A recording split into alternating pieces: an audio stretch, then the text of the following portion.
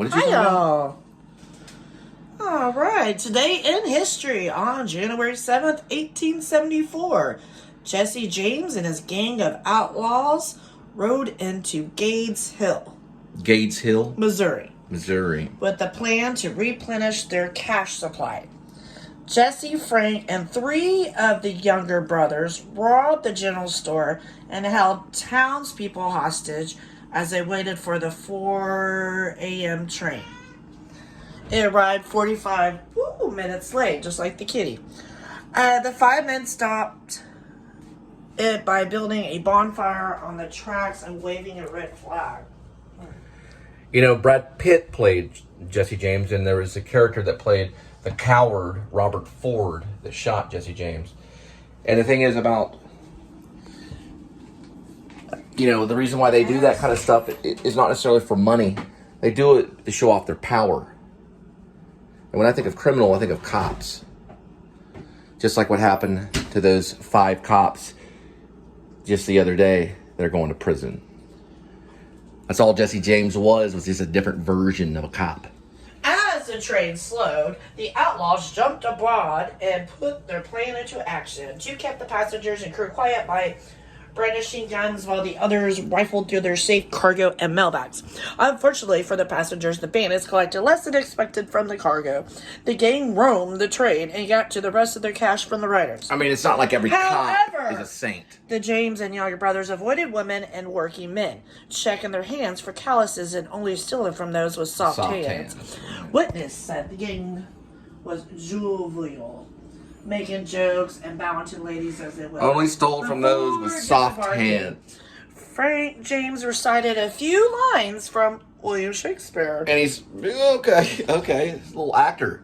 The exact lines are lost to the history, but it may have been that was from changed over history. King Henry IV, in which a highway robbery occurred. Alright, so this is what they did. They made off with $12,000, which is equivalent to $312,000. Oh, really? Ow! Kitty, we're not gonna change your name to Jesse James. He's got so many names. Right now it's Edmund Tuxedo Cassavetes. All right, and that's your story of the day. Linda's story of the day. Look at Kitty going. Look at this trained cat. We train her to do all this. Ready? And go. And up and down. Ready? And your head up and your head down. Head up and head down. Ow! As long as you bite the actors, then you're good to go. Right? Right? Your cat bit me. It's in the contract. If my cat bites you, you will not be able to sue the cat. And what kind of lawyer would the squirrel come up as the lawyer of the cat? He's all representing. Cats have been in show business for a very long time, Your Honor. And everybody knows that every once in a while, he'll lash out and scratch. Every actor knows that a cat can accidentally scratch you or do it out of passion in a performance. I'm here representing Kitty. Yes, he scratched Bradley Cooper during the production of the werewolf movie, Grace. And I'm representing Kitty. And how do you plead, Kitty? Fifth Amendment. Everybody knows at the end of that trial, the cat will be acquitted because that's what cats do. This is how a cat behaves. How disciplined can they be? Right here. Ooh, that's very good. Look at this. We can get some good shots right there. Look at that.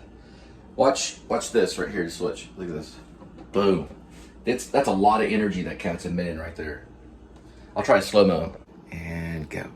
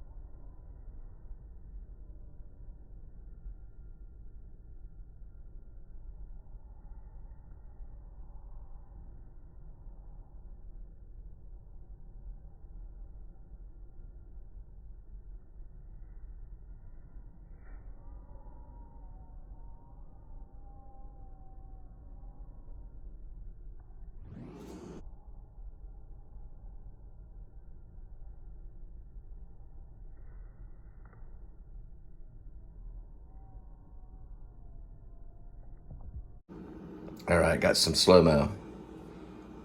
Very good, kitty. Very good. Give me 5. All right, you're pretty good. All right, making some tea. And I got to the bar scene in Husbands right now at about 22 minutes and 19 seconds. It's really great. They're all kind of singing and they're drinking beer. They're singing different operatic songs and folk songs. And someone breaks out and starts singing Jesus Loves Me, and everyone gets like really quiet. But that's Cassavetes right there. The real Cassavetes, not the cat. But he was in Dirty Dozen. He was a kind of an action star for Dirty Dozen. And then he went off and made his own movies. And he was sponsored. A lot of his movies were actually backed by Columbia Records.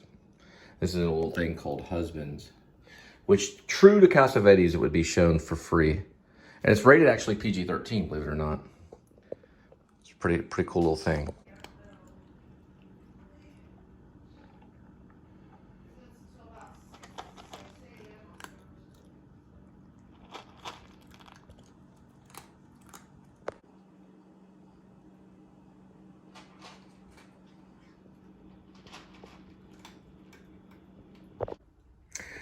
Here are some things I'm learning about Cassavetes, and this is in Husbands right here. Is he was the husband in Rosemary's Baby. He played Guy.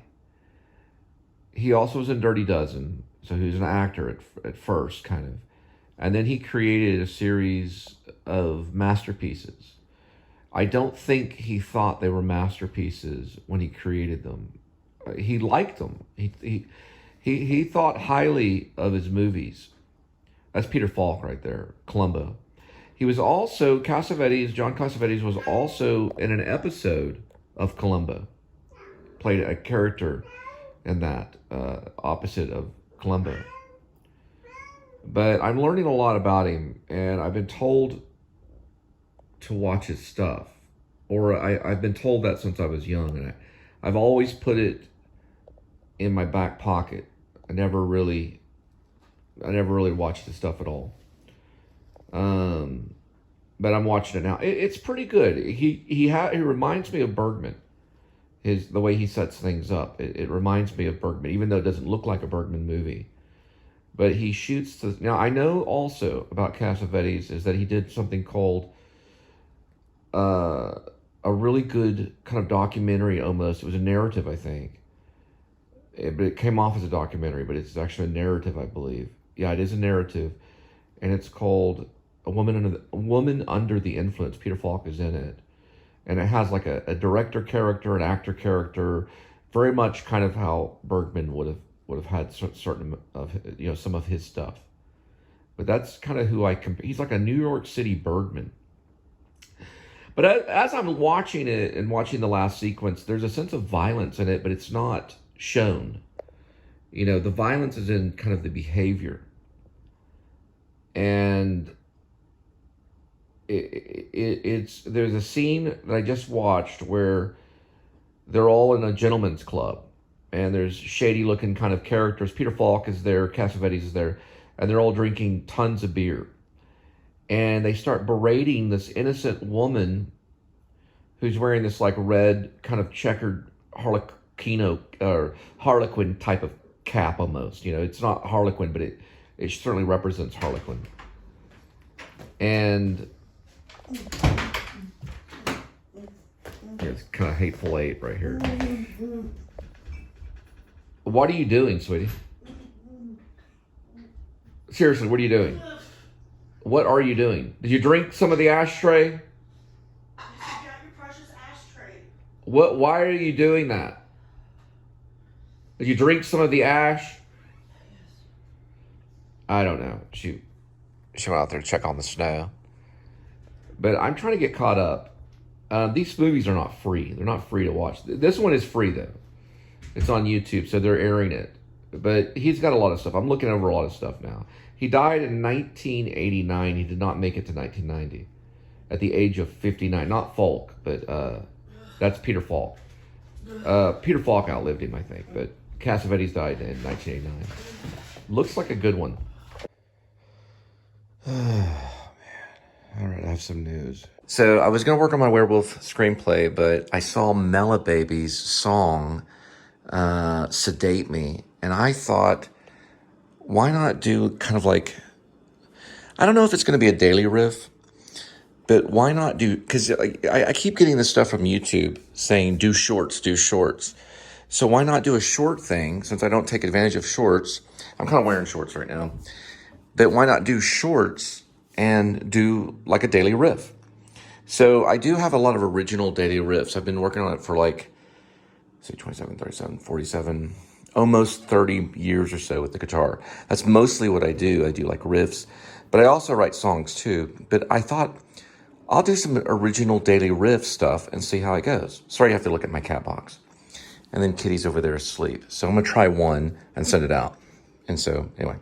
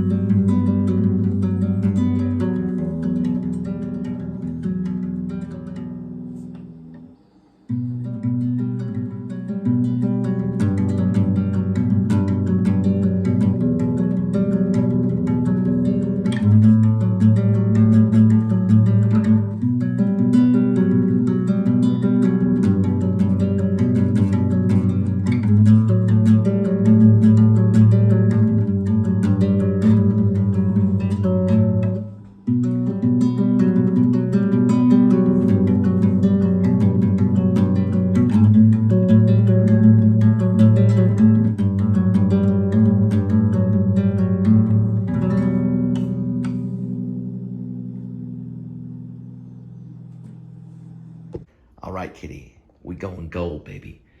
Me and the riffs, baby. Me and the riffs, also known as a lick. Do you want to get a little lick? I got the idea from Mela, baby. This lady that plays guitar in her bikini. Say, oh yeah, I've been trying to be a musician for 30 years. All you had to do was create some good riffs and post them on shorts and on Facebook, baby. I've got hundreds of riffs that's just been sitting there. Now I can send them on YouTube and Facebook, baby. YouTube and Facebook. Riff City. That's right, Kitty. You're gonna be eating steak. T-bone steak. Taking your claw like this and picking the steak. Okay, I know it's a joke. And picking your teeth with your claw, saying, "Whoa, I got too much steak. I'm eating sirloin, baby. Prime rib. What's the expensive steak? Filet mignon. Filet mignon, baby. Snoop Doggy Dogg, Kitty. Okay, sorry about that. I can't use that. That's Snoop's. But he's like a kitty. Kit Catty Kit, Kitty Cat Kit. Hello everybody, I'm Kit Catty Kit. Kit Kat Kit and a Kitty Cat Kit. Okay.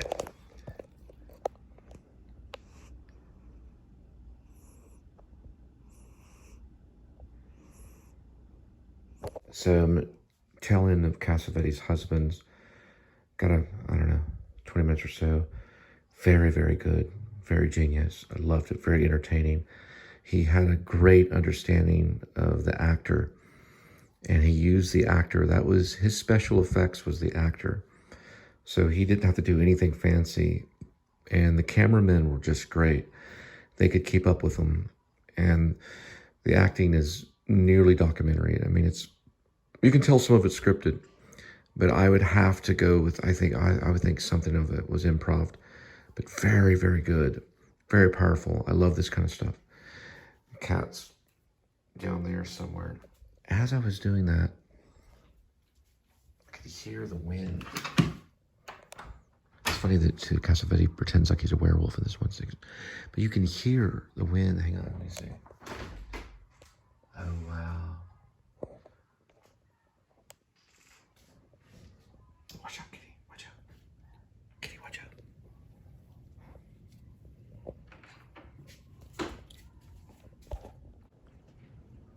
Yeah, it's still snowing. My goodness.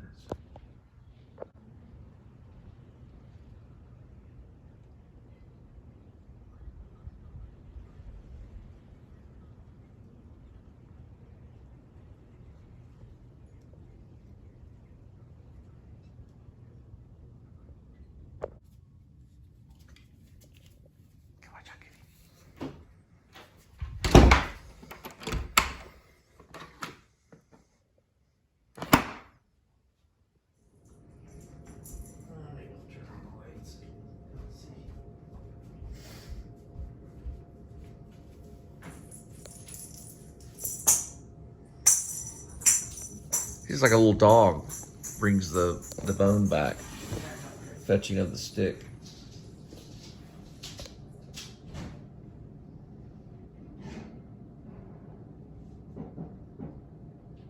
Someone had said play with them before you feed them.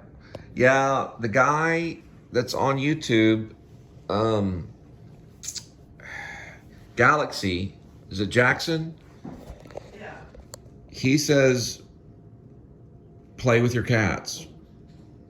That's all he says. But he's got a big show and he's got 1 million subscribers. But that's pretty much all he says. You know, somebody on my Facebook page had told me to watch it. I said I did the other day, but I didn't really learn anything, but then I was tired. But somebody else said since he's a stray cat, used to be a stray cat, they need to hunt before they eat. So they have to play. Yeah, they like to play. Play before we feed them. They play before they eat. Yeah. Come here, kitty.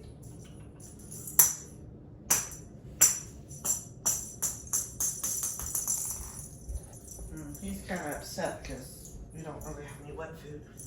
Here he comes. Ooh, he's quick.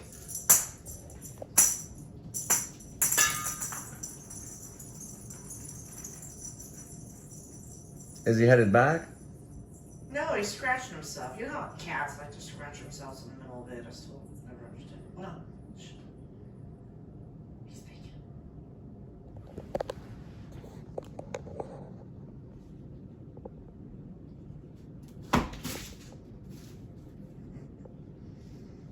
Switch the toy. No, not there, silly. Oh yeah, it was in there. Here we go. Let's try this one. Right here, right here. No, right here.